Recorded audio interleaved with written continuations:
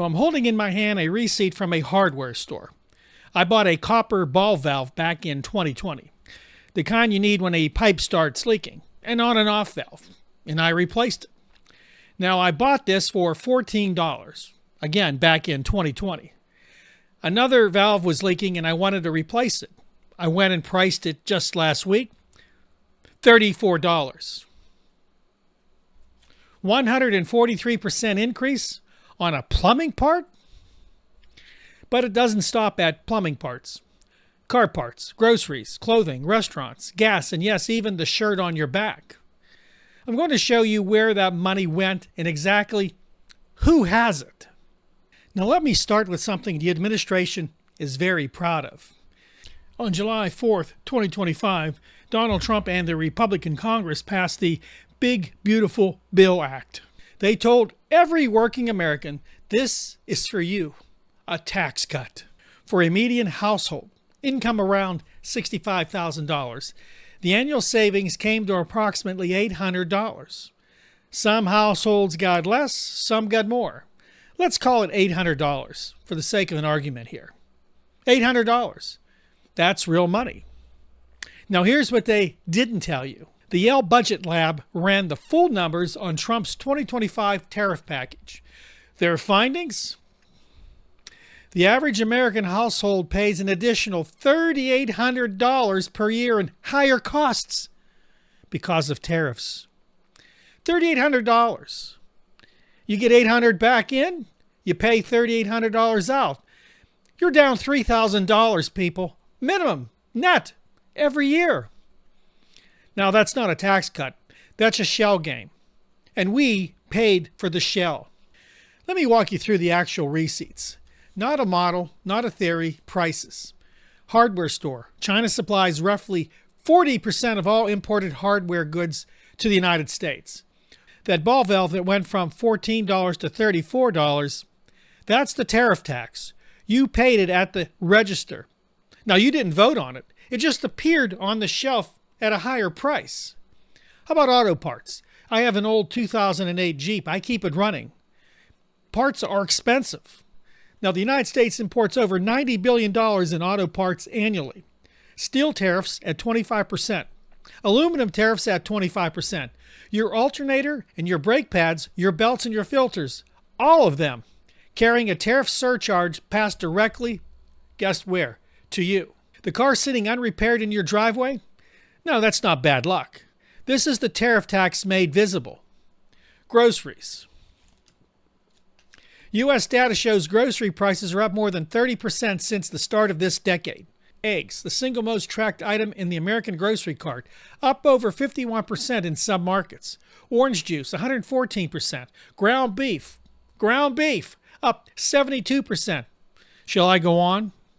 This is not inflation from spending too much. This is what happens when you tax the supply chain and expect the grocery store to absorb it. By the way, they don't absorb it. They don't absorb diddly. They pass it on to you and me. Clothing. 97% of all clothing sold in the United States is imported. 97%. There are no American shirt factories left to protect. When you tariff the import, you are literally taxing the shirt off the back of the person who can least afford it. Now here's where the evidence gets damning. While your alternator sits on a shelf you can't afford, 147 billionaires attended events connected to the Trump inauguration and transition period. 147! Guess who they were? I'll give you some names. Elon Musk, Jeff Bezos, Larry Ellison, Peter Thiel, men worth a combined $2 trillion at a club where membership alone costs $250,000. Drinking wine at $5,000 a bottle or more at a club owned by the man who signed the tariff orders. You can't make this stuff up, people. Yet people like my neighbors who support Donald Trump struggle every day to survive. Now, I want to explain something called carried interest. Stay with me, because this is where the architecture of the con is the clearest. Literally, this is a con job masterpiece. If you earn $200,000 at your job, federal income tax, top rate, 37%. Congratulations. Now, if a hedge fund manager earns $200,000 managing other people's money, under the carried interest provision, they pay 20%. Same income, same amount, 37 versus 20. Now, that's not a loophole. No, it's not a loophole. This is a deliberate design. That provision has been in the tax code for decades. Both parties have failed to close it. And every time someone proposes closing it, the donor class writes the checks that make the proposal disappear. It's like a magic act. Now, the big beautiful bill, their name, not mine, keeps that loophole intact. This is legalized theft, and they're doing it right under our noses. Now, you may be wondering how they paid for all these tax cuts. Not everybody wonders that. In fact, most people don't care. But I know my audience is smart and they do care. And that is an interesting question. They did it off the back of the poorest, most vulnerable people in our country. They did it by cutting $1.1 trillion from Medicaid. This is health care for 71 million Americans. Working people, rural families, veterans, disabled adults. Cut to pay for a tax structure that benefits the people in the room drinking the $5,000 bottle of wine. Why in the world would the middle class go along with this for an $800 tax cut? This is where the train left the tracks. I have talked about Trump supporters in many of my videos. I will leave a link in the description box to some of those videos. Now, that is not an accident. That is architecture. That is a system designed over 40 years to move money from your pocket into theirs, legally, quietly, one obscure provision at a time. But even so, this wasn't a secret. The complicit national news organizations told you about it, but they made it sound like a great deal for everyone. Well, just for your information, it wasn't such a good deal for the poor. Now, before I move on, if you enjoy our content here on Clear Signal, please consider subscribing right now. Hit the like button, that helps us out with the algorithm, and share the video. If you want more of this, we need your help to keep going. And thank you so much for your support. Now, I want to talk about why you haven't heard most of this before. You're going to like this. You see, there is a machine. It is well funded. It's decades old, and it has one job. Keep looking over there while the money moves over here. Yeah, sleight of hand. Your neighbor, the immigrant working the same shift you do, paying the same rent, buying groceries at the same store, they told you that that person is your enemy, that they're taking your job, your resources, your country. They're criminals. They're going to attack you and your family and take over America.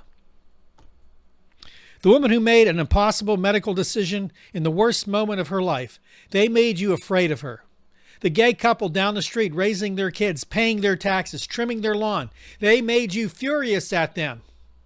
The person of color who got into the same college your child applied to, they made that the injustice you needed to fight.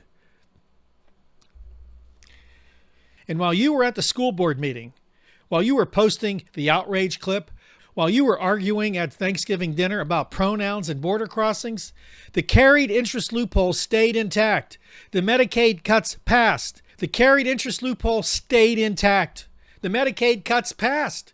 The tariff bill grew. And the hedge fund manager just got the best year of his career, all at your expense. The division is the product. I need you to hear that. They want division. They want distraction. Because the day that middle-class Americans across every race, every religion, every background, every zip code look at the same receipt and ask the same question about who actually took their money, that is the day the machine breaks. They know it, which is why the machine never stops.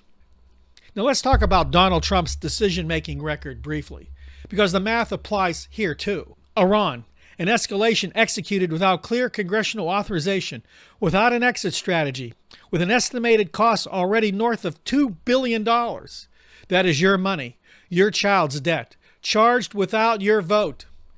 I can't go down the street without getting angry. I'm serious. The infrastructure in America is crumbling, yet the state and federal government doesn't have enough money to repair them all. It's too late, by the way. The sheer amount of decline and the cost of repair are astronomical. And by the way, American presidents would rather spend money on war, not the American people. We have seen that time and again.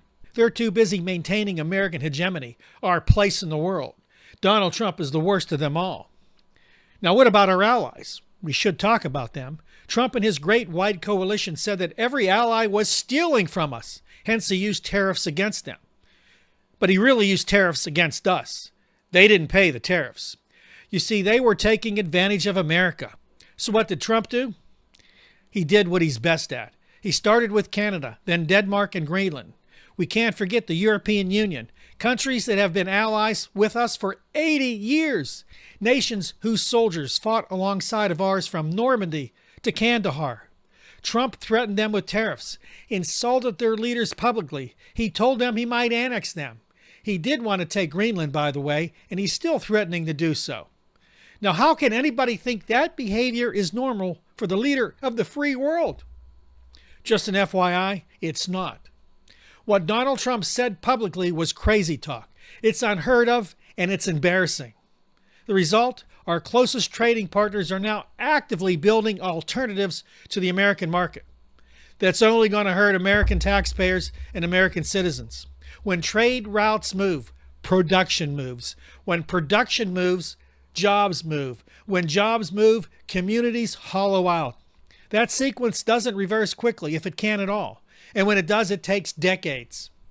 These are not chess moves. There's no 12-dimensional chess being played here.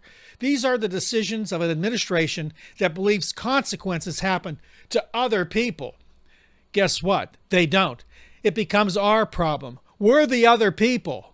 The people holding America together. People of every race, creed, and color. Now, I would be remiss if I didn't add one more section here. It's something I talk about on my sister channel, Loud and Clear. I'll leave a link to that channel in the description box. So what makes matters worse here is that a large majority of Trump supporters come from a place you'd least expect, the evangelical community. Over 80% of white middle-class evangelicals voted for Donald Trump. The reason wasn't so much about the economy, although some of them have told me it was the case.